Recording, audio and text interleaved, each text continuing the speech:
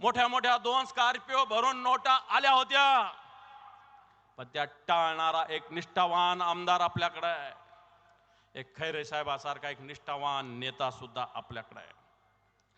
आणि म्हणून बांधवांनो, आपल्याला या सगळ्या विषयाचा विचार करावा लागेल. मला एक 2-3 हप्त्यापूर्वी विमानतळावर संदीपान भुमरे भेटले.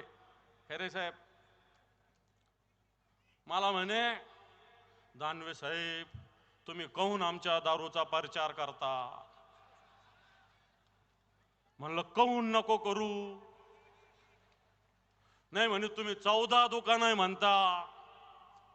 म्हणलं मग खऱ्या किती आहे?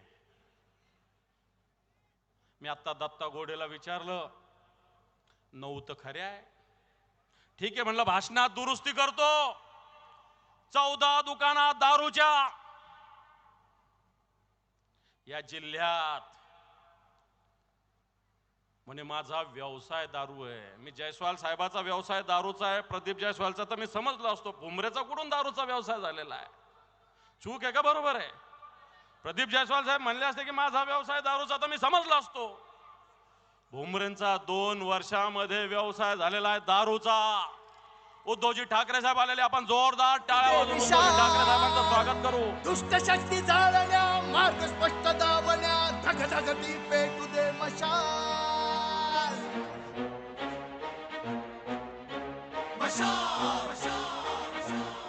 छत्रपती शिवाजी महाराज की. हाती पेल तू मशाल.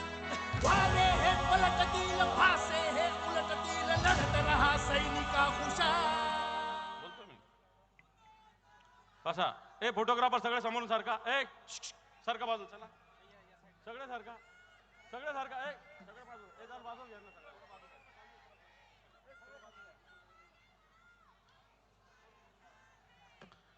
मी मुद्द्यावर येत होतो. ते म्हटले माझ्या 14 नाही 9 दुकानात दारूच्या. एक दारूच्या दुकानाचा रेट तुम्हाला माहिती नाही. गव्हर्नमेंटचा ऑफिशियल रेट 1.25 कोटी रुपये. ब्लॅक मध्ये घेतलं तर 6-6 कोटी 10-10 कोटी रुपये एका दारूच्या दुकानाचे रेट आहे. 2 वर्षामध्ये तुमच्याकडे 10-12 दारूच्या दुकाना येतात कशा? आणि म्हणून अशा प्रकारचं पार्सल आपल्याला पैठणला परत पाठवावं लागणार आहे बांधवांनो. हे पार्सल आपल्याला इथं येता कामा नये. दुसरीकडे एक पोपट पंछी करणारा उभा आहे MIMचा खासदार, जो 13 तारखेनंतर माझी खासदार होणार आहे. हा नुसतं भाषण करतो. अनेक आंदोलनं केली. नुसती तोडीपणीसाठी नामांतराच्या विरोधात आंदोलन केलं. MIDCच्या जमिनी रेसिडेन्शियल झाल्या म्हणून आंदोलन केले. गुटख्याच्या विरुद्ध आंदोलन केलं. दारूच्या दुकानाच्या विरुद्ध आंदोलन केलं. परंतु एकही आंदोलन सक्सेस झालं नाही. हे खऱ्या अर्थानं रजाकाराचे लोक आहेत. आणि म्हणून बांधवांनो, ही निवडणूक अतिशय महत्वाची आहे. आज या संभाजीनगरचा विकास शिवसेनेनं साधलेला आहे. आज खऱ्या अर्थानं शेतकऱ्यांचा विकास शिवसेनेनं साधलेला आहे. खैरे साहेबांनी काय केलं अशा प्रकारचा प्रश्न अनेक लोक विचारतात. या खैरे साहेबांना गरीब मुला मुलींचे लग्न केलेले आहे. या खैरे साहेबांनी या संभाजीनगरात पासपोर्ट ऑफिस आणलेलं आहे. या खैरे साहेबांना सोलापूर धुळे रस्ता जेव्हा काँग्रेसची सत्ता देशात होती तो आणलेला आहे. या खैरे साहेबांना नगर नाक्यापासून होणारे 160 लोक मेले होते, तो रस्ता खैरे साहेबांना केलेला आहे. विचारता काय खैरे साहेबांनी केला? समांतर जलवाहिनी या संभाजीनगरात आली ती खैरे साहेबांना आणलेली आहे. भूमिगत गटार योजना जी आणली होती ही खैरे साहेबांना आणलेली आहे. आणि या संभाजीनगरचा जो विकास झालेला आहे तो शिवसेनेने साधलेला आहे. ग्रामीण भागातला असेल, शहरी भागातला असेल, उद्धवजी ठाकरे साहेबांचं सरकार होतं. या शहरासाठी 2,500 कोटी रुपये उद्धवजी ठाकरे साहेबांनी दिले. 2,500 कोटी रुपये. या 2,500 कोटीमध्ये 1,100 कोटीचे काम सुरू झाले होते. या 1,100 कोटीमध्ये अनेक कामं सांगता येईल. या शहरातली पिण्याच्या पाण्याची योजना उद्धवजी ठाकरे साहेबांना सुरू केलेली आहे. ज्यावेळी 1680 कोटीची होती, आता 2700 कोटीची आहे. या शहरामध्ये स्वर्गीय बाळासाहेब ठाकरे यांचं स्मारक उद्धवजींच्या नेतृत्वाखाली झालेलं आहे. या शहरात सफारी पार्कचं काम शिवसेनेनं सुरू केलेलं आहे. या शहरात जे रस्ते गुळगुळीत झालेले आहे, हे उद्धवजी ठाकरे साहेब मुख्यमंत्री होते, आपल्या महापालिकेत एक खडकू नव्हता. 152 कोटी रुपये उद्धवजी ठाकरे साहेबांना मंजूर केलेले आहे. या शहरामध्ये महानगरपालिकेसाठी एक इमारत बांधण्याचं स्वप्न उद्धवजींनी बाळगलं होतं. या शहरामध्ये कोविडच्या काळामध्ये 250 बेडचं हॉस्पिटल उद्धवजींना बांधलेलं आहे. या शहरामध्ये लॅब शिवसेनेनं सुरू आहे. या शहरामध्ये स्मार्ट बस शिवसेनेनं केलेली आहे. या शहरामधला कचऱ्याचा प्रश्न होता, आपल्याला आठवत असेल. ह्या कचऱ्याचा प्रश्न कोणी सोडवला असेल तर तो उद्धवजी ठाकरे साहेबांनी सोडवलेला आहे. या शहरात 9 कचरा प्रक्रिया केंद्र कोणी सुरू केले, हे उद्धवजी ठाकरे साहेबांनी सुरू केलेले आहे. या शहरामध्ये बायोमिथेन प्रकल्प कोणी सुरू केला, तो उद्धवजी ठाकरे साहेबांनी केलेला आहे. या शहरात ठिकठिकाणी सायकल ट्रॅक कोणी केले, ज्यावेळेस उद्धवजींचं सरकार होतं. या शहरात जे बस थांबे झालेले 100, हे उद्धवजींच्या काळामध्ये झालेले.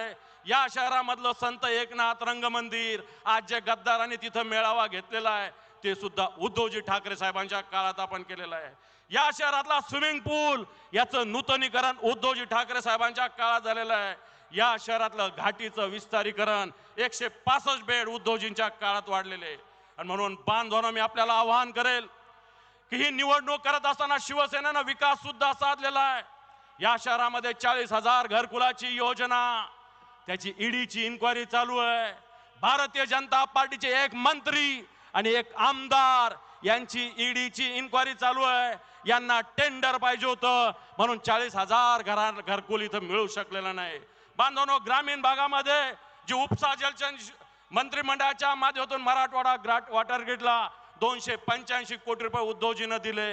गंगापूर आणि वैजापूर साठी सुद्धा वॉटर ग्रीड साठी 1100 कोटी रुपये उद्धवजींच्या काळात दिलेले. या शहरात संत विद्यापीठ सुरू झालं, ते उद्धवजी ठाकरे साहेबांनी सुरू केलेलं आहे. आणि म्हणून मी आपल्याला आवाहन करेल, एक निष्ठावान शिवसैनिक आपल्या समोर उभा आहे. हा निष्ठावान शिवसैनिकाच्या नेतृत्वाखाली आपण काम करतो. हा शिवसैनिक एका व्याख्यानामध्ये एक वक्ता बोललाय, हा शिवसैनिक झुकता नहीं, हा शिवसैनिक रुकता नहीं, और ये शिवसैनिक बिकता तो बिलकुल नाही. असा शिवसैनिक आपल्या समोर उभा आहे. आणि म्हणून मशालीला विजय करा, अशा प्रकारचं आव्हान करतो आणि थांबतो. जय हिंद, जय महाराष्ट्र. यानंतर महाराष्ट्र राज्याचे कुटुंब प्रमुख, शिवसेना पक्ष प्रमुख, महाराष्ट्राचे लोकप्रिय माजी मुख्यमंत्री आदरणीय उद्धव ठाकरे साहेबांचा सत्कार व्यासपीठावरील मान्यवर उमेदवार हे करतील, अशी मी त्यांना विनंती करतो. आदरणीय साहेब छत्रपती शिवाजी महाराजांचं पूजन करतील, संविधानाचं पूजन करतील. महाराष्ट्राचे आपले लाडके माजी मुख्यमंत्री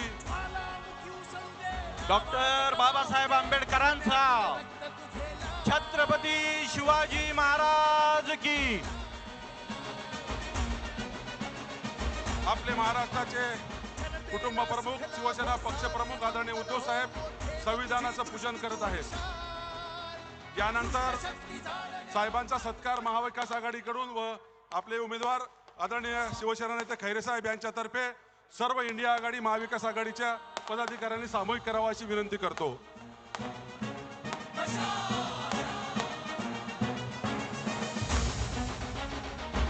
महाराष्ट्राचे कुटुंब प्रमुख, शिवसेना पक्ष प्रमुख, हिंदुत्व सम्राट, माननीय महाराष्ट्राचे माजी मुख्यमंत्री उद्धव साहेब ठाकरे यांचा जय भवानी. वंदनीय हिंदुत्व सम्राट माननीय बाळासाहेब ठाकरे यांचा जय भवानी. महाविकास आघाडी इंडिया आघाडीचा आपली निशाणी.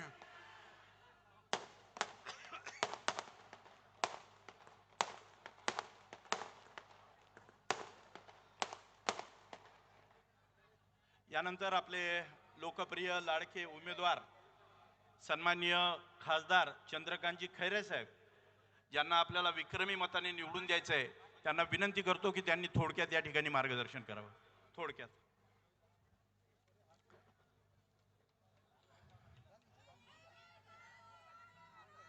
महाराष्ट्राचे कुलस्वामिनी आई तुळजाभवानी, हिंदवी स्वराज्य संस्थापक राजर्षी छत्रपती शिवाजी महाराज, थोर घटनाकार परमपूज्य भारतरत्न बाबासाहेब आंबेडकरांच्या चरणी नतमस्तक होऊन, महात्मा फुले सावित्रीबाई फुले यांच्या चरणी सुद्धा नतमस्तक होऊन, तुम्हा आम्हा सर्वांचे हिंदू हृदय सम्राट माझे आद्य दैवत शिवसेना प्रमुख माननीय बाळासाहेब ठाकरे यांना मानवंदना भावपूर्ण आदरांजली वाहून, आपल्या सर्वांच्या मासाहेब कैलासवासी सौभाग्यवती मीनाताई ठाकरे यांना सुद्धा मानाचा मुजरा करून, महाविकास आघाडीचे स्थापन करणारे शिवसेना पक्षप्रमुख माननीय उद्धवजी ठाकरे साहेबांच्या चरणी नतमस्तक होऊन, आदित्य ठाकरे साहेबांना मानाचा मुजरा करून, लोकसभेची ही निवडणूक माझी 6वी निवडणूक आहे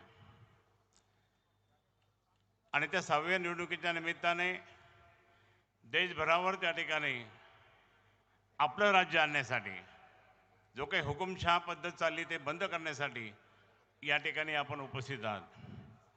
सर्वच मान्यवर या ठिकाणी उपस्थित आहेत. सर्वांचं नाव घेऊन त्या ठिकाणी मी वेळ घेत नाही, कारण साहेबांना त्या ठिकाणी पुढचा कार्यक्रम आहे. पण मी या ठिकाणी मुद्दाम सांगेन आपल्या सर्वांना, जे काही मागच्या टर्ममध्ये ज्यांनी म्हणजे आता मावळती टर्म ज्यांची आहे त्यांनी या जिल्ह्यासाठी शहरासाठी काहीच केलेलं नाही आहे. आणि म्हणून मी मुद्दाम म्हणेल त्यांना अजून लोकसभा समजले नाही, दिल्ली समजले नाही, फक्त दंगली धोपे करण्याचं काम यांनी केलं. 1990ला पहिला हिंदू आमदार झाल्यानंतर 28 वर्ष या जिल्ह्यामध्ये या शहरामध्ये दंगल होऊ दिले नाही आपण शिवसेनेच्या माध्यमाद्वारे. नंतर मग मात्र त्यांनी राजाबाजारमध्ये केली, राम मंदिरासमोर केली. हे दंगली सुरू झाल्यामुळे DMIC मध्ये येणारे प्रोजेक्ट सुद्धा थांबले.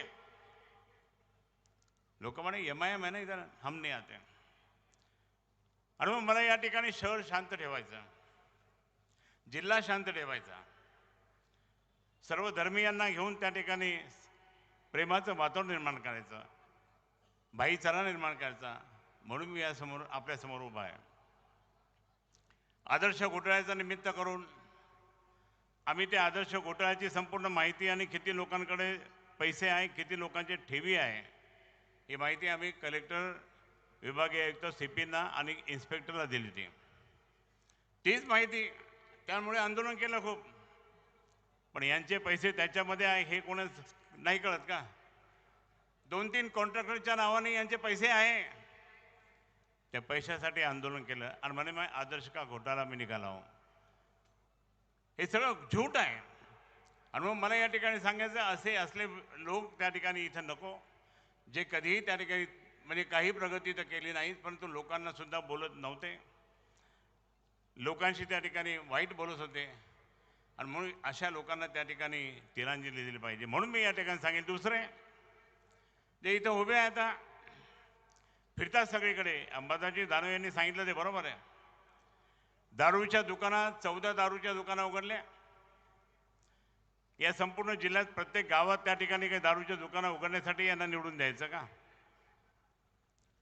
आणि म्हणून मी या ठिकाणी सांगेल, मला ते सगळे प्रोजेक्ट पूर्ण करायचे. DMIC मध्ये जे काही नवीन उद्योग आणायचे, रोजगार मिळवून द्यायचा, पाणी पुरवठा योजना पूर्णपणे करायची आहे, शेतकऱ्यांना पूर्णपणे ते मदत करायची आहे, स्मार्ट सिटी प्रोजेक्ट अर्धवट झाले ते पूर्ण करायचे, ते मीच आणले होते. आणि म्हणून जे प्रोजेक्ट अपूर्ण आहे ते अपूर्ण प्रोजेक्ट पूर्ण करण्याचं, जसं सोलापूर ते धुळेमध्ये टनेल आहे तर टनेलचं पण या ठिकाणी मी सांगेन, माझी एक जिद्द आहे. मी साहेबांची परवानगी पण घेतली नाही, पण मी या ठिकाणी सांगेल की या दारूच्या मुळे त्या ठिकाणी बरेच संसार उद्ध्वस्त झाले. हा माणूस त्या ठिकाणी दारूच्या दुकानात, तुम्हाला एक क्लिप माहीत असेल, त्यांचं भाषण चालू होतं, एक दारू पिलेला माणूस असा आडवा गेला, काही लोकांनी त्याला पकडलं. अरे पकडू नको, ते आपलंच गिराईक आहे. म्हणजे सिद्धच झालं ते की हे दारूच्या दुकानात किती लोकांच्या कशा हे केलं. आणि म्हणून मला या ठिकाणी सांगायचं, मला हे असले धंदे मी कधी केले नाही माझ्या आयुष्यात. आणि म्हणून जर असं असेल तर त्या ठिकाणी आपल्या सर्वांना यांना सरळ करायचं. आज कोणत्याने कशा प्रकारे हे काय चाललं, याचा गद्दार आहे. ही लढाई गद्दाराच्या विरुद्ध आहे. हे सगळ्या गद्दारांना गाडायचं आहे. 5 गद्दारांना आपल्याला गाडायचं आहे या जिल्ह्यात. गाडणार की नाही? कारण त्यांनी माननीय उद्धवजींना धोका दिला, शिवसेना प्रमुखांच्या विचाराला धोका दिला आणि फुटून फक्त खोक्यासाठी फुटून गेले, तिकडे खोक्यासाठी गेले. म्हणून गद्दारांना आपला हा जिल्हा कधीच बरोबर घेत नाही, माफ करत नाही. आणि म्हणून आपल्या सर्वांना त्या ठिकाणी गद्दाराला त्या ठिकाणी, आणि म्हणून मी घोषणा करतोय, माझं सगळ्यात महत्त्वाचं त्या ठिकाणी मी सुरू केलेलं आहे. या ऐतिहासिक शहराला त्या ठिकाणी जे मी या ठिकाणी सांगेल की जे इतकं चांगलं स्वरूप या ठिकाणी शिवसेना प्रमुखांनी आणि उद्धव साहेबांनी या ठिकाणी निर्माण केलं. आज हा या ठिकाणी या शहरामध्ये काय चाललं? भरमसाठ दारू, देशी दारू. त्यामुळे कोणी ना कोणी रस्त्यात पडतं, कोणी काय होतं, कोणी काय. जर शहर शांत ठेवायचं असेल, जिल्हा शांत ठेवायचा असेल तर हे पहिले, सगळ्यात पहिले देशी दारू बंद केली पाहिजे. आणि मी या ठिकाणी ठराव करेन माझ्या सगळ्या ग्रामपंचायतचा, सगळीकडे फिरेन, ही देशी दारू बंद केली पाहिजे. ही देशी दारूमुळे त्या ठिकाणी संपूर्ण संसार उद्ध्वस्त होत आहे. आणि मी देशी दारू त्या ठिकाणी पूर्ण या वर्षामध्ये त्या सगळे फिरून त्या ठिकाणी सगळे ठराव करून घेईन, कलेक्टरला सबमिट करेन आणि अधिकृतपणे नियमाने करेन आणि ती देशी दारू पूर्णपणे बंद करेल. देशी दारूमुळे त्या ठिकाणी खूप आज या ठिकाणी आपण इथे आहात. मी अनेक वर्षापासून या ठिकाणी शिवसेनेचं एकनिष्ठपणे काम करतो. आणि काम करत असताना आपल्या सर्वांना माहीत आहे, मी प्रामाणिकपणे या ठिकाणी काम केलं आहे. मी कधी त्या ठिकाणी धोका दिला नाही, मातोश्रीला नाही, शिवसेनेला नाही, उद्धव साहेबांना नाही आणि माननीय शिवसेना प्रमुखांना नाही, कधीच नाही धोका दिला, धोका देणार पण नाही. आणि माझ्या या जनतेला सुद्धा त्या ठिकाणी मी कधी धोका देणार नाही. माझी विनंती अशी, मी आज माझी शेवटची त्या ठिकाणी ही टर्म आपल्या आशीर्वादाने पूर्ण करणार आहे. आणि मग शेवटची टर्म पूर्ण 5 वर्ष करून पुढे सेवाच करत राहील. जसं माननीय शिवसेना प्रमुखांनी शेवटपर्यंत सेवा केली, तसे मी त्या ठिकाणी त्यांचाच अनुकरण करून मी तुमची सेवा करत राहील. मला फक्त आशीर्वाद असू द्या. मी या ठिकाणी विनंती करतो, तुमची सेवा करण्यासाठी, तुम्हाला संरक्षण देण्यासाठी आणि तुमचा विकास करण्यासाठी, या भागामध्ये निर्व्यसनी होण्यासाठी आपण सर्वांनी मला आशीर्वाद द्यावा, एवढी विनंती करतो. जय हिंद, जय महाराष्ट्र. म्हणून मी नतमस्तक होतो आपल्यासमोर.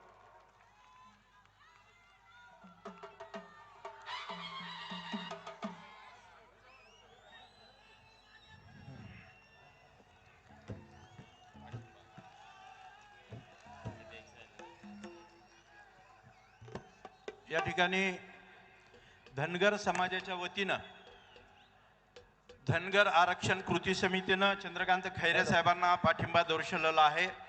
त्याचबरोबर प्राध्यापक रवींद्रजी बनसोड सर यांचा या ठिकाणी शिवसेनेत प्रवेश होत आहे. त्याचप्रमाणे शीख समाजाचे सन्माननीय नवीनजी ओबेराय, शमशेरसिंगजी सोधी, जसपाल सिंग ओबेराय, हरचरण गुलाटी, यश ओबेराय, रोमो छाबडा आणि माखीजाजी यांनी पण शीख समाजाच्या वतीनं खैरे साहेबांना पाठिंबा दर्शवलेला आहे. त्या सगळ्यांचं मनापासून स्वागत. आणि शाहीर सुरेश जाधव यांना विनंती करतो की आपण आपला पोवाडा सुरू करावा. शिवसेना प्रमुखांवरचा पोवाडा सुरू करा.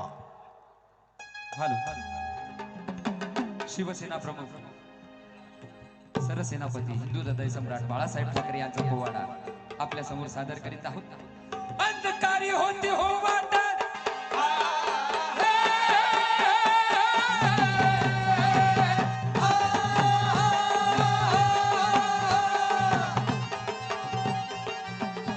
अंधकारी होती हो वाट, हिंदू सम्राट प्रबोधनकारी ठाकरे हो बाज, प्रबोधनकारी ठाकरे हो बाज, प्रबोधनकारी ठाकरे हो बाज, प्रबोधनकारी ठाकरे हो बाज. शिवसेनेचं येईल हो राज, शिवसेनेचं येईल हो राज, शिवसेनेचं येईल हो राज, शिवसेनेचं येईल हो राज. थाकीत करतो शाहीर आजची, थाकीत करतो शाहीर आजची, थाकीत करतो शाहीर आजची. 1926 सालाला जानेवारी 23 तारखेला, 1926 साली जानेवारीच्या 23 तारखेला Pune Bombay presidency British India या ठिकाणी हिंदू हृदय सम्राट बाळासाहेब ठाकरे यांचा जन्म झाला. पण यावेळी मुंबईची या महाराष्ट्राची परिस्थिती काय होती म्हणाल तर मुंबईत होती बेजारी तशीच लाचारी विठ बिगारी भांडवलदाराने पाया रुबिले भांडवलदारांनी पाय रुजले, भांडवलदाराने पाया रुबिले भांडवलदारांनी पाय रुजले, इथे राजकारणी होते चेले इथे राजकारणी होते चेले, भरती हो सारे पोट आपले भरती हो सारे पोट आपले, भरती हो सारे पोट आपले. हा माझा महाराष्ट्र हा मराठीयांचा कष्टकऱ्यांचा पण या महाराष्ट्राची परिस्थिती बिकट झाली मग याच वेळी हा सर्व चाललेला नगनाथ अन्याय थांबवण्यासाठी विडा हाती घेतला ते म्हणजे सरसेनापती बाळासाहेब ठाकरे यांनी बाळासाहेब ठाकरे यांनी 1966 साली या शिवसेनेचा पाया रोवला मी विनंती करतो महाराष्ट्राचे कुटुंब प्रमुख शिवसेना पक्षप्रमुख महाराष्ट्राचे माजी लोकप्रिय मुख्यमंत्री आदरणीय उद्धवजी ठाकरे साहेबांना माननीय उद्धव ठाकरे साहेबांचा वंदनीय हिंदुत्व सम्राट साहेब बाळासाहेब ठाकरे यांचा जय भवानी.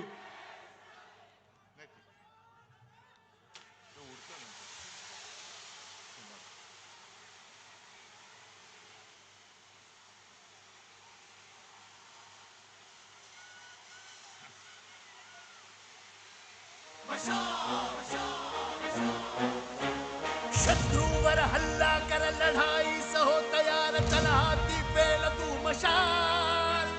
वारे हे पलटतील भासे हे उलटतील लढत रहा सैनिका हुशार.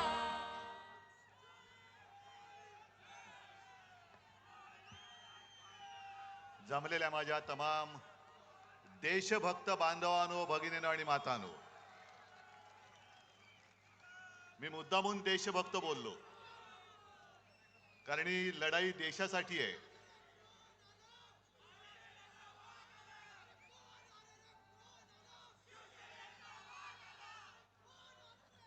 ठीक ही लढाई देशासाठी आहे आणि माझ्या भाषणाला सुरुवात करण्यापूर्वी आज अक्षय तृतीया आहे, परशुराम जयंती आहे, बसवेश्वर महाराजांची आहे. सर्वांना मी शुभेच्छा देतो आणि आजच्या सभेचा मुहूर्त चांगला आहे. हे तिन्ही मुहूर्त एकत्र आल्यानंतर विजय आपला होणार म्हणजे होणारच.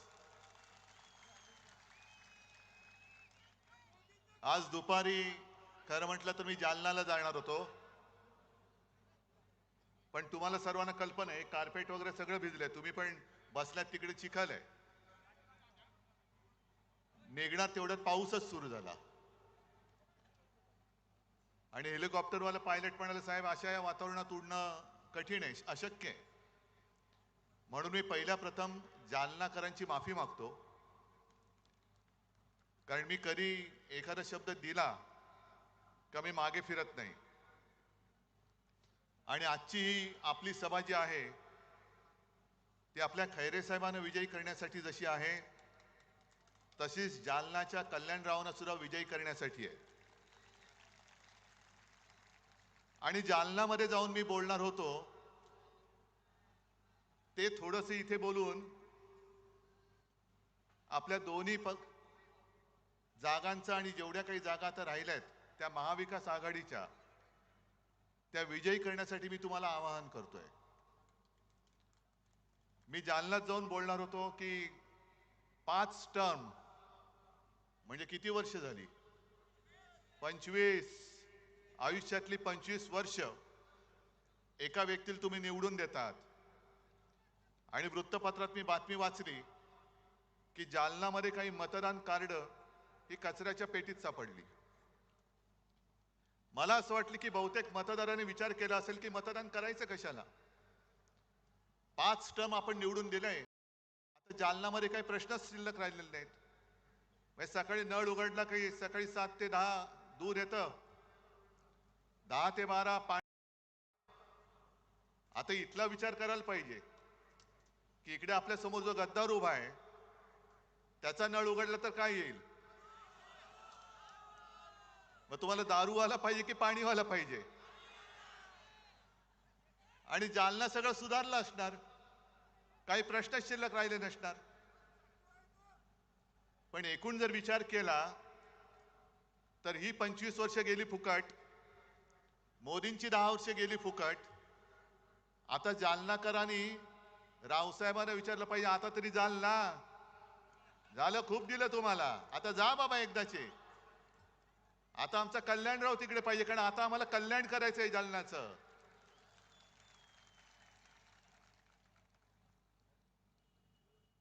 झालंय असं की महाराष्ट्राने मोदीजींना झुकवलेलं आहेच, महाराष्ट्राने झुकवले.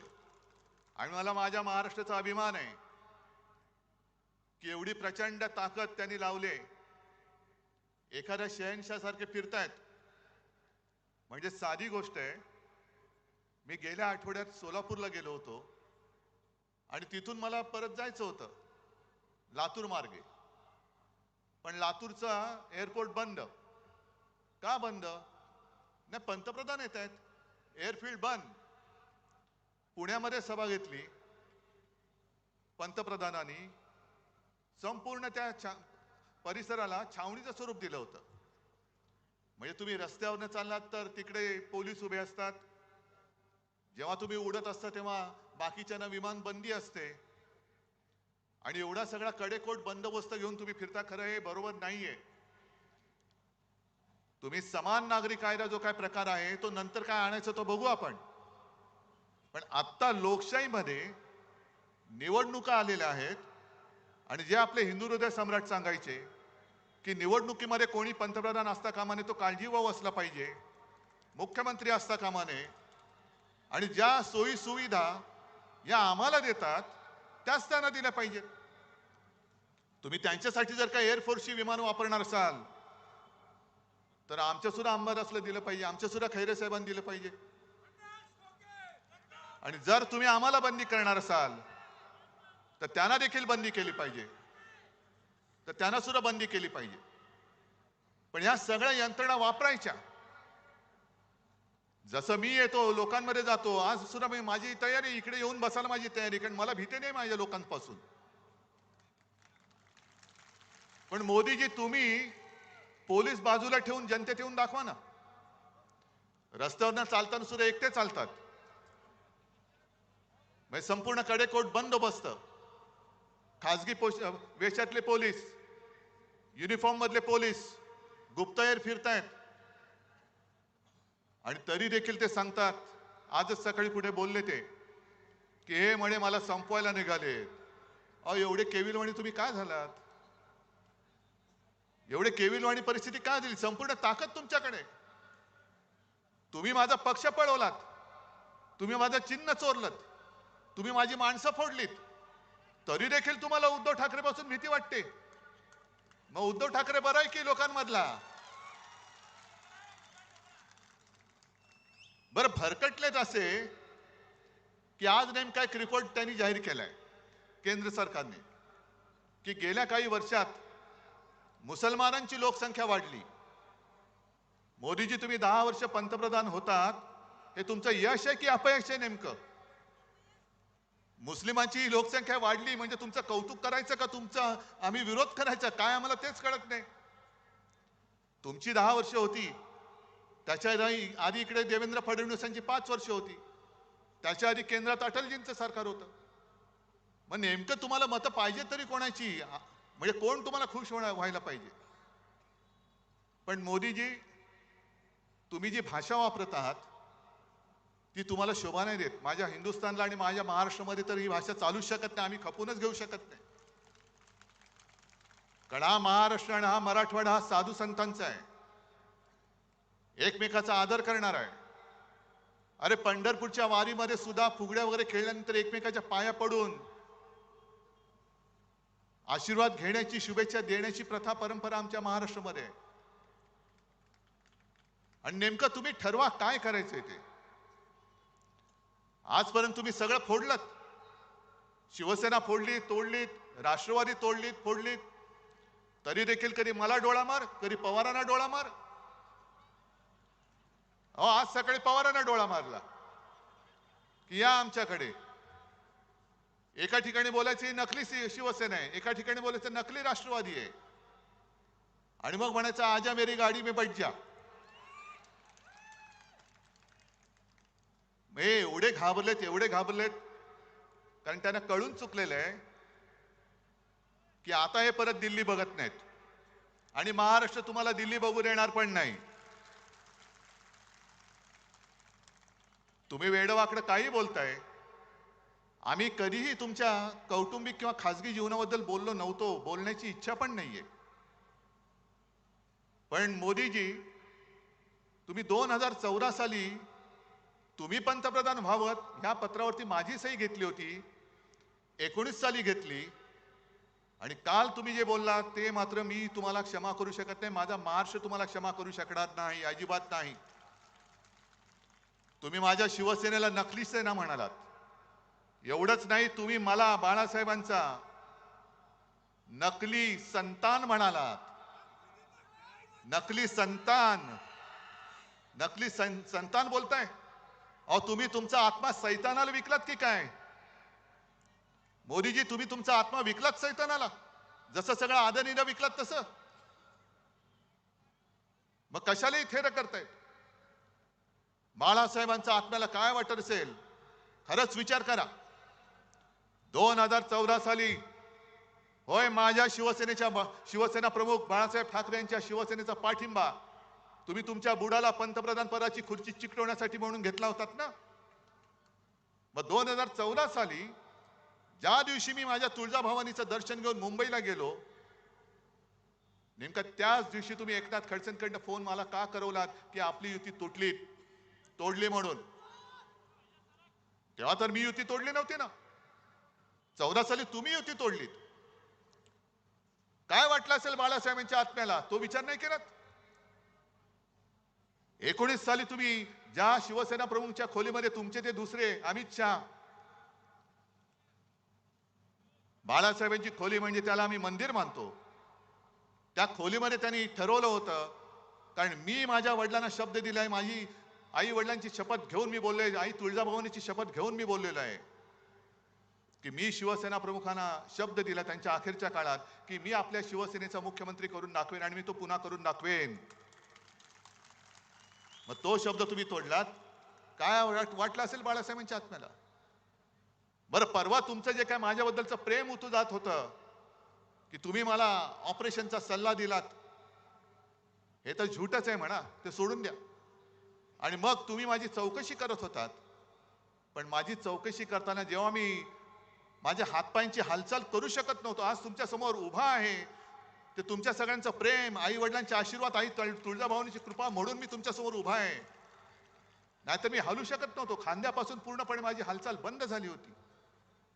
मोदीजी, त्याच वेळेला तुम्ही तुमच्या इथल्या या सगळे जे चेले चपाटे आहेत, जे आज उपमुख्यमंत्री आहेत, त्यांना पुढे करून माझ्या पक्षात गद्दारीची बीज रोवलीत. माझा जाहीर आरोप नाही, ही माझी माहिती आहे. मग तेव्हा बाळासाहेबांच्या आत्म्याला काय वाटलं असेल याचा विचार केलात? गद्दारी करून तुम्ही चांगलं चाललेलं महाविकास आघाडीचं सरकार पाडलं, तेव्हा बाळासाहेबांच्या आत्म्याला काय वाटलं असेल? आणि म्हणून तुम्ही हिंदू हृदय सम्राटांच्या आत्म्याची चिंता करू नका. त्यांचे आशीर्वाद जर नसते ना, तर आज तुम्हाला जे गुडघ्यावरती महाराष्ट्राने टेकवलंय, गुडघे टेकायला लावलेत, ते तुम्हाला टेकायला लागले नसते. आता मुंबईमध्ये रोड शो करणार आहेत, आले ना रस्त्यावर. 4 नंतर तर पूर्णच येणार आहेत. हा माझा महाराष्ट्र तुम्हाला रस्त्यावरती फिरवल्याशिवाय राहणार नाही. आणि आता तुम्ही जे काय तुमचं चाललंय, बरं काय वाटेल ते बोलतायत. राहुल गांधींनी म्हणे अदानी अंबानी बद्दल बोलायचं का सोडलं? आणि राहुल गांधींनी सांगायचं कि अडानी आणि अंबानींकडनं टेम्पो भरून पैसे कितना माल उठाया. मोदी जी, आप तो प्रधानमंत्री हैं. जब टेम्पो भर भर के पैसे जा रहे थे, काला धन जा रहा था, तो आपकी जो ईडी, इनकम टैक्स, सीबीआई वो क्या कर रही थी? का आमच्या गद्दाराच्या ठेल्यावरती गेले होते? जो गद्दार उभा राहिलाय त्याच्यासमोर गेले होते का? त्याच्या दुकानात गेले होते काय लिंबू पाणी प्यायला? जर तुमच्याकडे माहिती होती तर धाडी का नाही टाकल्या? आणि जर काळा पैसा टेम्पो भरून राहुल गांधीला गेला असेल तर मग तुम्ही काळा पैसा नष्ट करण्यासाठी नोटबंदी केली होती, त्या अपयशाची मोदीजी तुम्ही कबुली दिलेली आहात. तुमचं सगळंच फसलेलं आहे, सगळंच फसलंय. देवेंद्र फडणवीस जे काय सांगतात की मोदीजींच्या इंजिनाला विकासाचे डबे आहेत.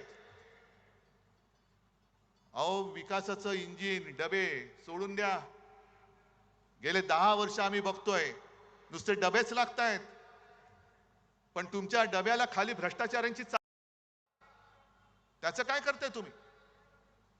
आणि संपूर्ण देशाने आता ठरवलंय की हे आता इंजिनच बदलायचे. गुजरातला पाठवून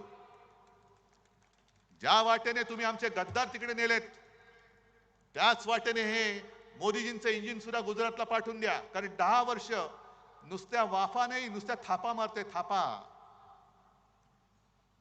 आज अंबादासजी तुम्ही एक काम चांगलं केलं की आपल्या सरकारच्या काळामध्ये संभाजीनगरसाठी आपण काय केलं हे तुम्ही सगळ्यांना सांगितलं.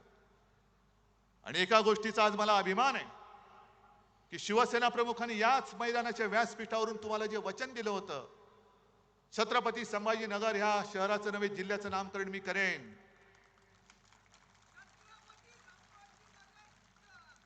मला अभिमान आहे की त्यांचा पुत्र म्हणून मुख्यमंत्री असताना ते करण्याचं भाग्य मला लाभलं. आणि काल परवाकडे कोर्टाने त्याच्यावरती शिक्कामोर्तब केलं, याचा मला अभिमान आहे. पण अजूनही विमानतळाचं नाव छत्रपती संभाजीनगर हे करू शकलेले नाहीये. गुंठेवारीचा प्रश्न सोडवला, कचऱ्याचा सोडवला, रस्त्याचा सोडवला, पाण्याचा सोडवतोय. समांतर जलवाहिनी ती सरकारकडनं मी पाण्यासाठी मी पैसे देत होतो. आता काय झालं माहिती नाही, कारण मी मुख्यमंत्री असताना 1-2दा येऊन स्वतः त्याची पाहणी करून गेलो होतो. आता सरकार पाडलं. आता मला सांगा, तुमच्या घरामध्ये पाणी येते? संपूर्ण मराठवाडा आज आक्रोश करतोय पाण्याच्या नावाने. दुष्काळ, जवळपास दुष्काळच पडलेला आहे. पण तिकडे मोदींना लक्ष द्यायला वेळ नाही. अमित शहा तिकडे नाही जाऊ शकत.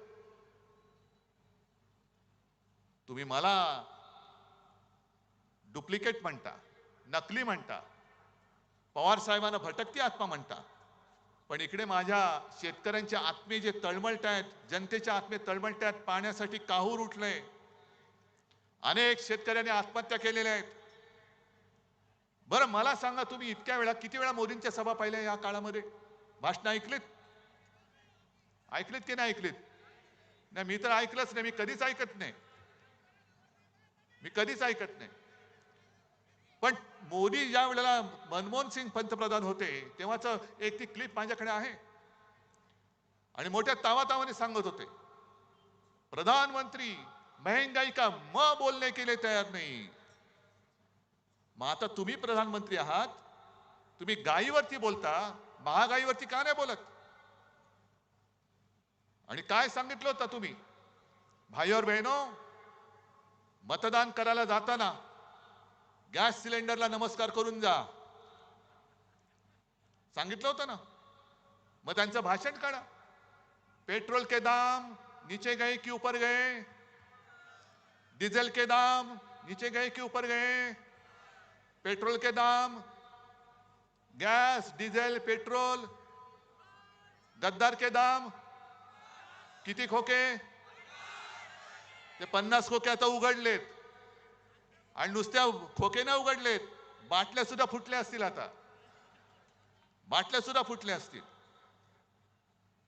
पण 10 वर्ष जर का तुम्ही या माझ्या महाराष्ट्रावरती जो आघात केला, अरे आमचंच चुकलं.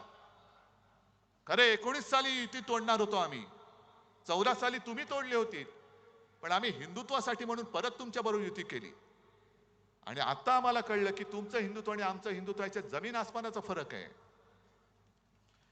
मी मागे सुद्धा बोललो, आज सुद्धा सांगतो, आमचं हिंदुत्व, आपलं हिंदुत्व हे घरातलं चूल पेटवणार हिंदुत्व आहे. आणि भाजपचं हिंदुत्व घर पेटवणारं हिंदुत्व आहे. एवढी नतद्रष्ट ही माणसं आहेत, दंगली घडवतात, आगी लावतात, घरं पेटवतात.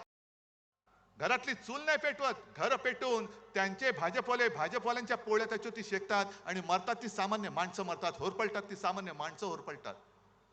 पोलिसांचे फटके सामान्य माणसे खातात, पोलिसांच्या केसेस तुरुंगवास सामान्य माणूस भोगतो, आणि हे टगेगिरी करत एक अकेला सप्पे भारी. अरे पण मेला माणूस, तुम्ही जगा किंवा मरा पण मला पंतप्रधान करा.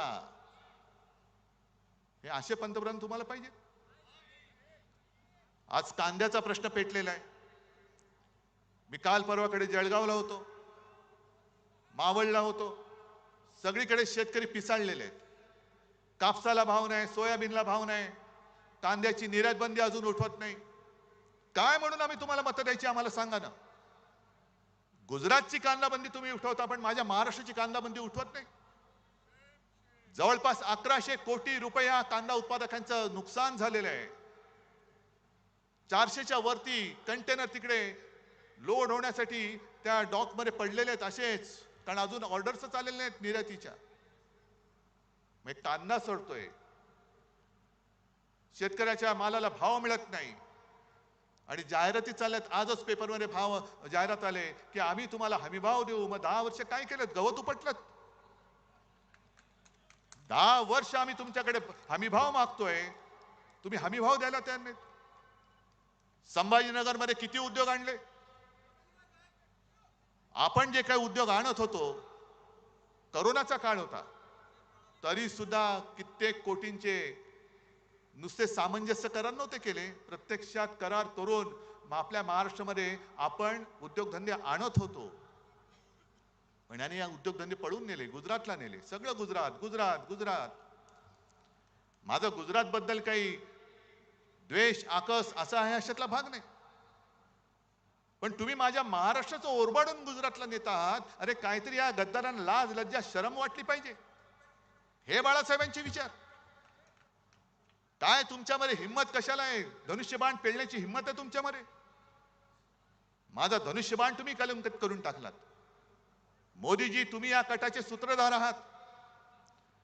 कारण 1-2 दिवसापूर्वी हे जे मिंदे आहेत त्यांनी ठाण्यामध्ये एका कार्यकर्त्यांच्या मेळाव्यात भाषण केलं आणि काय सांगितलं, आणि म्हणून असं कणून बोलत असतात ते. अरे काहीतरी पोट साफ करण्याचं औषध घे, कणतोस कशाला? आणि कणून त्यांनी सांगितलं की मी मोदीजी आणि शहाजींना सांगितलं मी करेक्ट कार्यक्रम केलेला आहे, आता पुढचं काम तुम्ही करा. आणि त्यांनी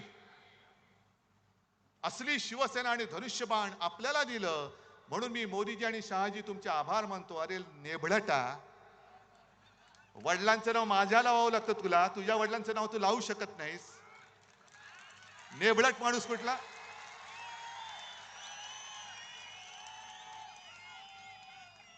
आणि हा कट कसा शिजला बघा. मोदी शहा म्हणाले होते की तुझं काम तू कर, आमचं काम आम्ही करतो, आणि ते पाठी उभे राहिले. आणि खरी शिवसेना म्हणजे नाव आणि चिन्ह यांचं आधी ठरलं होतं की तू सुरतेला ये. अरे छत्रपतींनी, शिवछत्रपतींनी सुरत लुटली असेल, तुझ्याकडनं आम्ही महाराष्ट्र लुटतो, शिवसेना तुला देतो. ही असली नतद्रष्ट अवलाद गेले 2-2.5 वर्ष महाराष्ट्रावरती राज्य करते, आम्हाला कोणाला काहीच वाटत नाही. आणि मोदीजी जे सतत सांगतात नकली सेना नकली सेना, हे नुसतं अनावधानाने आलेलं नाहीये. ज्याप्रमाणे त्यांनी निवडणूक आयोग याचा वापर केला, म्हणजे धुळीपुष्टा करणारा हा माणूस निवडणूक आयुक्त, त्याचा वापर करून आपलं नाव आणि चिन्ह त्याला दिलं. मग मध्ये ते लवादाचं नाटक केलं. तो नार्वेकर नावाचा एक आहे, तो पण असाच आहे हुजऱ्या, त्याचा वापर केला. आणि कोर्टाने चपराक मारले की ते कोश्यारी नावाची एक जे काळी टोपी होती आपल्याकडे, त्यांनी कसं चूक केलं हे कोर्टाने सांगितले.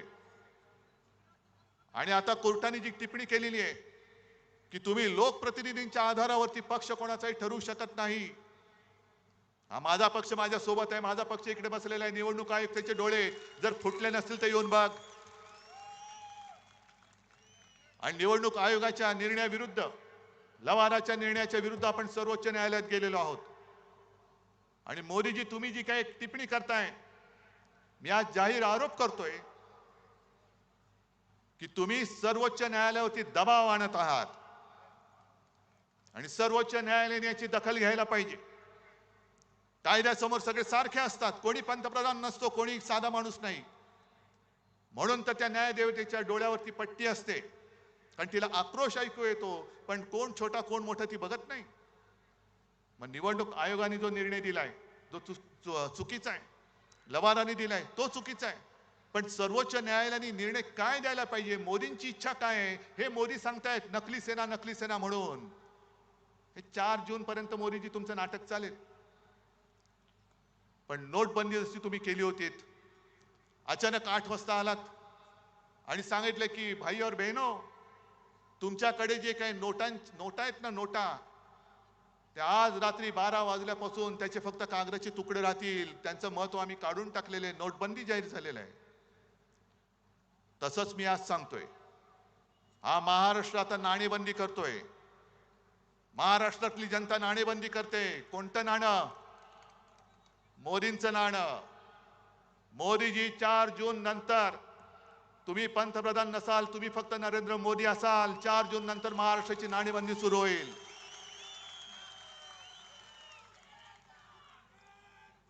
काय म्हणून महाराष्ट्राने तुम्हाला द्यायची मतं? गेले 10 वर्ष सातत्याने 40 पेक्षा अधिक जागा आम्ही तुम्हाला देतो आहोत आणि त्याचे पान तुम्ही असे फेडता. शेतकरी आत्महत्या करतोय, बघायला वेळ नाही. उद्योगधंदे तुम्ही सरळ उचलून, माझ्या महाराष्ट्रात बेकारी वाढते, महाराष्ट्र मेला तरी चालेल पण गुजरात जगला पाहिजे, ही तुमची वृत्ती. आम्ही आरक्षण देऊ, मग आजपर्यंत का नाही दिलं? आरक्षण हटवणार नाही, आजपर्यंत का नाही केलं? जालनाचाच जर का विषय काढला तर ते जरांगे पाटील उपोषणाला बसले होते. काय गुन्हा केला होता त्यांनी? का दरोडा टाकून बसला होता माणूस? तिकडे तुम्ही म्हणजे त्यांनी गोळीबार केला, ते जरांगे पाटलांनी ती गोळी कारतूस पण दाखवलं, ती टर्फल त्याचं. अशा महिला बघितल्या नाही तुम्ही, वयस्कर माणसं नाही पाहिली, टाळकी फोडून काढलीत. मी स्वतः गेलो होतो संध्याकाळी, पोलीस भयभीत झालेले. पोलीस म्हणाले, म्हणजे मी इथून निघालो, सुसाट आमचा ताफा निघाला. आधी मुंबईमध्ये मला निरोप येत होते, बघा बरं काळोख होतोय, सुनसान रस्ता आहे, वातावरण तंग आहे. म्हटलं बघू ना काय तंग आहे, मी जातो ना माझ्या लोकांमध्ये, काय करायचं ते करतील माझं. आणि मी गेलो. मग निघाल्यानंतर एका पॉइंटला सगळे पोलिसांची वाहनं एका बाजूला थांबली. मी गाडी थांबवली, म्हटलं काय झालं? ते इन्चार्ज होते, धावत आले, साहेब ह्याच्या पुढे ना पोलिसांच्या बंदी आहे. म्हटलं थांबा इकडे, मी जातो. मी गेलो तिकडे आणि तिकडे गेल्यानंतर खरंच सांगतो, मी अजूनही तो क्षण विसरू. एक तर गेल्याबरोबर लाट्या काट्या खाल्लेले सगळे माझे बांधव होते. त्यांनी मी गेल्यावरती जो जयघोष केला की त्यांना वाटलं की कोणतरी आधार देणारा आला. त्याच्यानंतर मी एका घरी गेलो आणि त्या माऊलीने माझी ओवाळणी केली. मला वाटतं रक्षाबंधन असेल का काय, तोच सुमार असेल. आणि मला सांगितलं, डोळ्यात पाणी होतं, की दादा मी सुद्धा वाचले, माझ्या सुद्धा हाताला मार लागलाय. म्हटलं मग ताई काय औषध उपचार? ते माझं जाऊ द्या, पण माझ्या सुनेला आणि मुलाला एवढं मारलंय की ते हॉस्पिटलमध्ये आहेत. मग अंबादास पण सोबत होते. आम्ही निघाल्यानंतर त्या ताईला भेटायला गेलो, तिच्या सुनेला. तिथं समोर तिचं डोकं फुटलेलं, कोणाच्या इकडे छरे घुसलेत, कोणाला लाठ्या मारल्यात. का हा तुम्ही अत्याचार माझ्या या बांधवांवरती का केला, त्याचं उत्तर अजून कोणी दिलेलं नाहीये. कोणाच्या ऑर्डरनी केला? कोणाच्या ऑर्डरनी दिला? कारण मी मुख्यमंत्री होतो, मला चांगलं माहिती आहे प्रशासन कसं चालतं. एखादा एवढा लाठीमार किंवा हवेत गोळीबार करायचा असेल तरी त्याला वरिष्ठांची परवानगी लागते. आणि तिथल्या लोकांनी मला जे सांगितलं की एक वर्ण कोणाचा तरी फोन आला आणि त्याच्यानंतर अचानक जणू काही सैतान अंगात यावा तसा पोलिसांनी लाठीमार सुरू केला. या जखमा अजूनही कोणी विसरलेलं नाही, ह्या वेदना अजूनही कोणी विसरलेल्या नाही आहेत. तुम्ही एकतर फसवणूक करतात आणि मग आरक्षणाच्या गोष्टी करता. आज केजरीवालना जामीन झालेला आहे, पण तुम्हाला सगळ्यांना माहिती आहे केजरीवाल जे आहेत त्यांच्या सरकारचे अधिकार हे मोदी सरकारने काढून घेतले. ही हुकुमशाही नाही. बरं, सर्वोच्च न्यायालयाने केजरीवालचे अधिकार त्यांच्या सरकारचे परत दिले. परत दिले. मोदी सरकारने काय केलं? ताबडतोबीने, वेळ घालवला नाही, ताबडतोबीने तो मुद्दा लोकसभेत आणला आणि पाशवी बहुमताच्या जोरावरती सर्वोच्च न्यायालयाचा निकाल परतवून लावून तो बदलला आणि सगळे अधिकार मोदी सरकारच्या ताब्यात घेतले. मग हा निर्णय तुम्ही जसा बदललात तसा आरक्षणाचं का नाही बदलत? का नाही बदलत तुम्ही? मग वाढवा ना, टक्केवारी वाढवा, टक्केवारी वाढवा. पण तुमच्या सोयीचं तेवढं निवडायचं आणि लोकांच्या कोपऱ्याला गुळ लावायचा. आम्ही तुम्हाला शेतकऱ्यांना हमी भाव देतो. आहेत इतके इथे शेतकरी आहेत? आलेत का? हे पट्टे का रे तुम्हाला? कामगार आले तिकडे? किती लोकांना काम मिळाले? किती लोक बेकार आहेत? आता हे जे काय कायदे करतायत, शेतकऱ्यांना हमी भाव देऊ, मग गेल्या 1-2 वर्षापूर्वी जे 3 काळे कायदे आणले होते, का आणले होते? कोणासाठी आणले होते? शेतकऱ्यांनी आंदोलन केलं 6-7 महिने. त्याच्यामध्ये 700-800 शेतकरी मेले. ऊन वारा पाऊस थंडीमध्ये काकडून मेले, भिजून मेले, भाजून मेले. भाजून म्हणजे उन्हानी. मोदी सरकार ढिम्म हलत नव्हतं. आणि जेव्हा निवडणुका आल्या तेव्हा सगळं मागे घेतलं. मग आता निवडणुका झाल्यानंतर हे पुन्हा आणतील किंवा न आणतील ह्याची खात्री कशी बाळगायची? आणि एक साधा प्रश्न आहे, ज्या पद्धतीने यंत्रणेचा वापर करून आपल्या शिवसेनेच्या 7-12वरती या दाढीवाल्याचं नाव लिहिलं, नेबळटाचं नाव लिहिलं, मग उद्या तुमच्या 7-12वरती त्यांच्या मित्राचं नाव लिहिलं तर तुम्ही कोणाकडे जाल? शेती राहील तुमच्या जागेवर आणि काही करू शकतील. आज भले अडाणी अंबानीवरती बोलू देत, पण एक 2-3 दिवसापूर्वी माझ्या जळगावच्या सभेत आपले असीम सरोदे वकील, ज्यांनी उत्तम प्रकाराने ही केस जनता न्यायालयात म्हणजे तुमच्या समोर मांडली, काय एक एक त्यातले पैलू आहेत ते सोडून तुम्हाला सगळे सांगितले. त्या असीम सरोदेने एक माहिती दिली की हे जे सांगतायत अमित शहा, आम्ही 370 कलम रद्द केलं, 370 कलम रद्द केलं. उद्धव ठाकरे सांगा 370 बद्दल तुमचं काय मत आहे? अहो 370 रद्द करायला आमचा पाठिंबा तेव्हाही होता आणि आज सुद्धा आहे. पण मुळात असीम सरोदेने सांगितलेली ती माहिती ही धक्कादायक आहे. असीम सरोदेने सांगितलं 370 कलम काढलेलंच नाहीये. त्या 370 कलम मध्ये सुद्धा अशी खेळी केली की 370 ब म्हणून त्याच्यात जो एक कलम आहे ते त्यांनी स्थगित केले. आता स्थगित केले म्हणजे काय केले की साधी गोष्ट आहे, दिवा लावलेला आहे, बटन आहे, बटन बंद केलं तर दिवा बंद होतो, बटन पुन्हा दाबलं तर दिवा चालू होतो. म्हणजे दिवा जागेवर आहे, फक्त बटन बंद केलेलं आहे. आणि 370 ब त्यांनी स्थगित केल्यामुळे काय झालं की काश्मीरच्या बाहेरची लोक हे काश्मीरमध्ये आता जागा घेऊ शकतात. चांगली गोष्ट आहे. काश्मीरी पंडितांचं रक्षण त्यावेळेला एकट्या शिवसेना प्रमुखांनी महाराष्ट्रात केलं होतं, तेव्हा मोदी शहा तुमचं नाव पण नव्हतं. ते तर घरी परत जाऊ शकत नाहीये, पण निदान काश्मीर मधले बाहेरची लोक जाऊन जमीन घेऊ शकतात. आणि त्याचा परिणाम असा झाला की काश्मीरमध्ये सगळ्यात जास्त जमीन कोणी घेतली तुम्हाला माहितीये? कोणी? अडाणी. आणि कशासाठी घेतले माहितीये? काश्मीरमध्ये जिथे त्यांनी जागा घेतले तिकडे लिथियमचा साठा मोठ्या प्रमाणावरती. किती हलकटपणाने चालले, किती आपल्याला भोळे समजतायत, भोंदू समजतायत आणि देशभक्तीचा आव आणतायत. अडाणींसाठी तुम्ही ते कलम बाजूला केलं. अडाणींनी तिकडे मोठी जागा घेतली आणि तो लिथियमचा साठा, त्या लिथियमचा वापर आपल्या मोबाईलच्या बॅटरीज, आता इलेक्ट्रिक व्हेकल ज्या येत आहेत, आल्यात, त्याच्या बॅटऱ्यांसाठी इतर अनेक ठिकाणी लिथियमचा वापर होतो. ते बरोबर त्यांनी उचलून त्या अडाणीच्या घशात टाकलं. आता अडाणींकडे गेला म्हणजे पैसा कुठे गेला? मोदी म्हणजे कुठे? गुजरात. काय महाराष्ट्राला काय मिळालं? 2-3 सेमीकंडक्टर चिपचे जे कारखाने उद्योग येत आहेत त्यातले 2 नेले गुजरातला. टाटा एअरबस गुजरात, हिरे व्यापार गुजरात, वित्तीय केंद्र Gujarat, medical device park Gujarat, bulk drug park Gujarat, सगळं गुजरात गुजरात गुजरात. मग महाराष्ट्राने काय नुसतं या गद्दाराच्या गुत्त्यावरती जाऊन दारू प्यायची? गुजरातमध्ये गुजरातच्या बंदरावरती हे बंदर सुद्धा अडाणीच. मध्ये मध्ये बातम्या येतात करोडो रुपयांचा ड्रग्सचा साठा सापडला, नशिले पदार्थ. हे कुठेच जातात ड्रग? कुठे कोणाच्या अंमलाखाली तुम्ही जातायत? एका बाजूला ड्रग्ज येत आहेत, एका बाजूला सरळ गुत्तेदार निवडणूक लढतायत आणि आपलं मोदी बाबा म्हणून शिक्के मारत बसायचं. ही लढाई ही उद्धव ठाकरेची नाही, ही उद्धव ठाकरे तुमची लढाई लढतोय.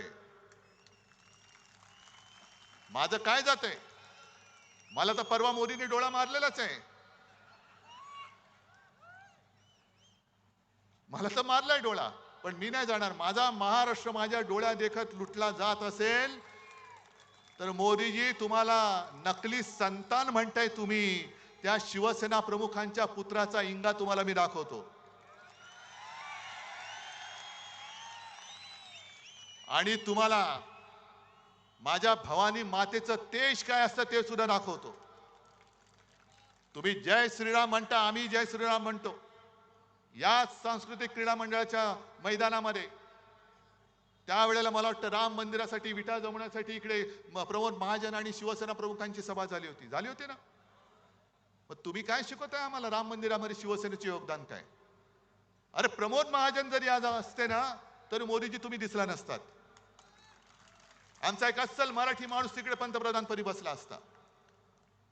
पण राम मंदिर म्हणून तुम्ही जे काय मिरवताय, राम मंदिर तुम्ही केलं नाहीत. उद्धव ठाकरे राम मंदिराच्या वेळेला आले नाहीत, म्हणे राम मंदिर रामाचा अपमान केला. तुम्ही काय मुहूर्त काढत बसता?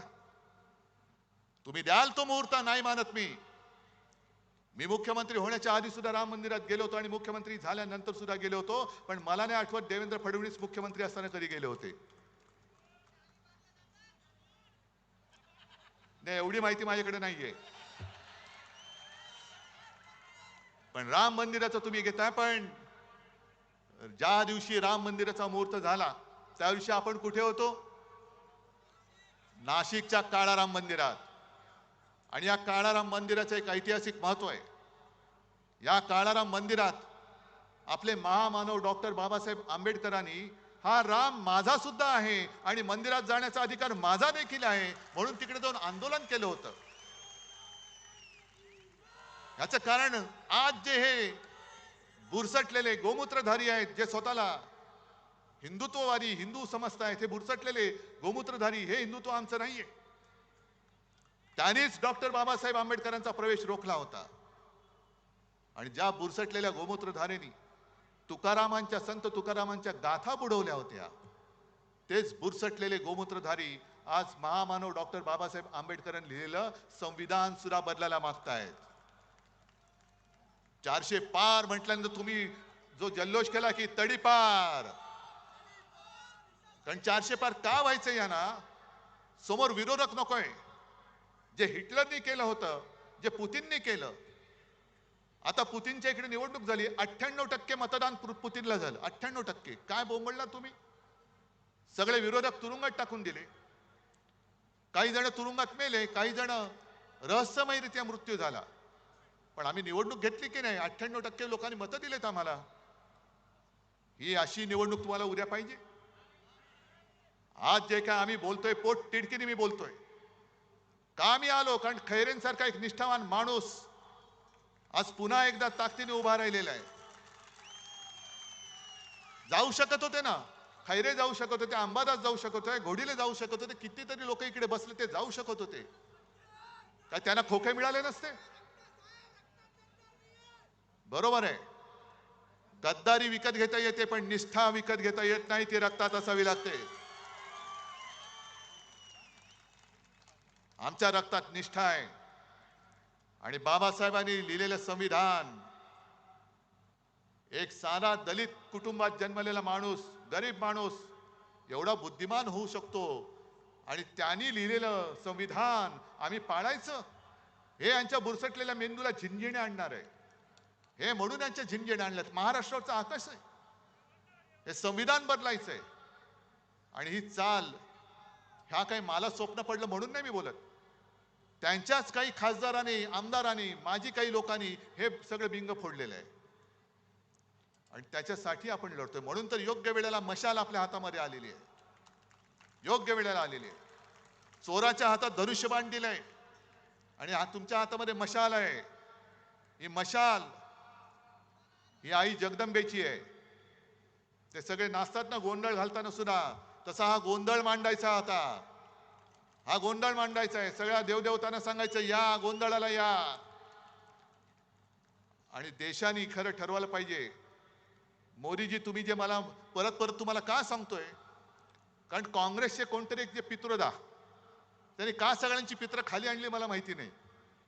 हा याच्यासारखा दिसतो, अरे दिसत असेल तुझं काय जाते, पण ते बोलल्यानंतर काँग्रेसने त्यांना काढून टाकला. मग आता मला भाजपला विचारायचंय, मोदी शिवसेना प्रमुख आणि माझ्या माचा अपमान करतायत. मी पितृदेव भव मातृदेव भव गुरुदेव भव मानणारा संस्कार झालेला माणूस आहे. माझ्यावरती माझ्या आई वडिलांचे संस्कार आहेत. मोदीजी कदाचित तुम्ही जन्म झाल्यापासून एवढे देशसेवेत मग्न झाला असाल की तुमच्या आई वडिलांनी तुमच्यावरती संस्कार करायला वेळच मिळाला नसेल. पण तुमची जी भाषा आहे ती पंतप्रधान पदाला शोभेशी नाही. ती तुम्ही माझ्या देशाची आबरू घालवताय संपूर्ण जगामध्ये. ही भाषा शोभत नाही तुम्हाला. जरा शिकवणी लावा. पुढे जरा आता आराम घ्या, कारण हे झोपत नाही असं म्हणतात. आणि जो झोपत नाही त्याच्या बुद्धीवरती दुष्परिणाम होतो. हे वैद्यकीय सत्य आहे.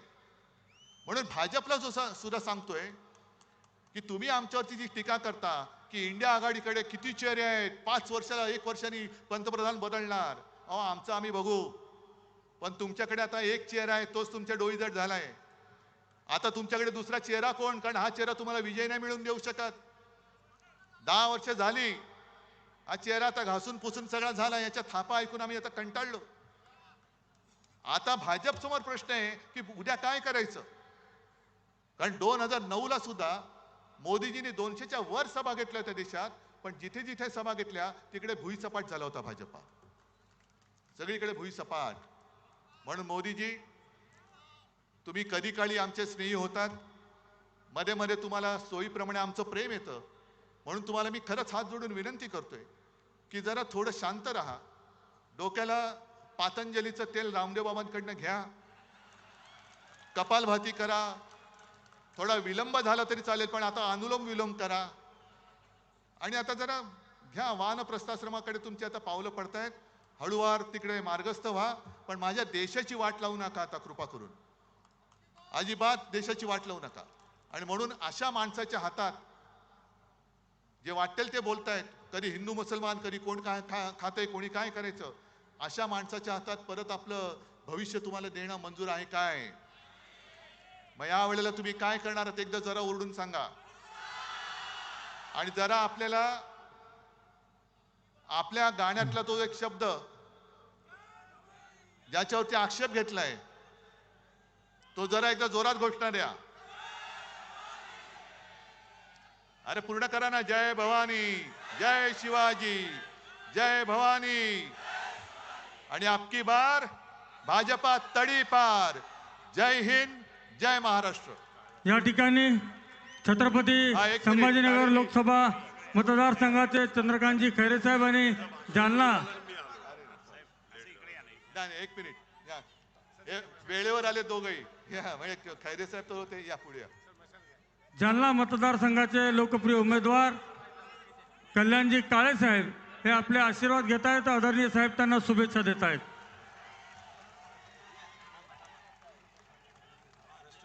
यानंतर राष्ट्राच्या सन्मानार्थ या सभेत